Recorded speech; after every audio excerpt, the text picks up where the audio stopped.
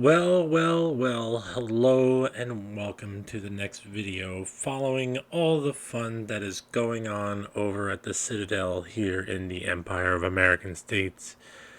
As you can see, there are a few titles, headlines that are on the screen, and I wanted to take a moment or two to talk about the fiasco a little more.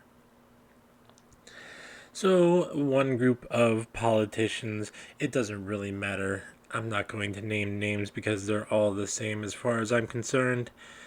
One group of politicians, the ones that wanted to proceed with the impeachment, decided, hey, you know what would be a good idea?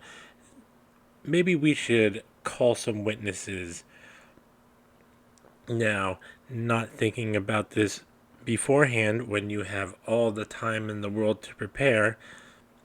Okay, maybe not all the time, but enough time to prepare, just shows the mere hubris that was involved while engaging in this frivolous pursuit that wasted all of your time, my time, and all of our tax dollars.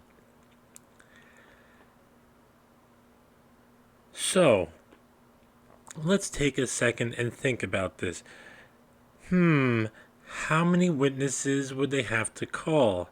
Well, they could call every witness. If we're talking about the people that rioted at the Citadel, that's a few hundred. But if we're talking about witness to this supposed incitement, that could be the entire world. But let's just say for a moment that the witnesses would be limited to those that rioted and entered the Citadel. A few hundred people all having to be interviewed before Congress. Now, I know that they would all much rather spend time not sending out the stimulus checks that I know you all want so badly. But it seems like there are a few actually somewhat intelligent people there, or at least I'm going to assume, that realize that everybody would riot all across the country. Oh, wait, they already are. But people would riot even more if our time were being wasted any more on this rather than handling the actual problems of our country.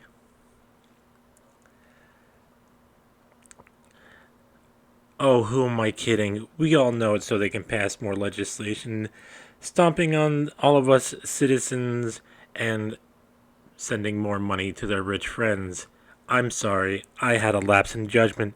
Please forgive me, dear frenemy. So, what happened as a result of all of this? Well, President Trump gets acquitted for the second time. I don't know whether to be surprised at it or not. I mean, I'm not surprised that people, how should I say this? I'm not surprised that people's pursuit through hubris ends up in failure. But I am at the same time surprised that they weren't able to push through their narrative of Orange Man bad. So, hopefully, that ends the saga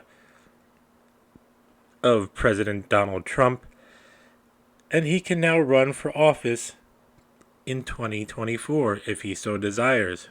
He can once again run for the presidency. Will he? Probably not. Would I like to see him run? No, because I don't like him.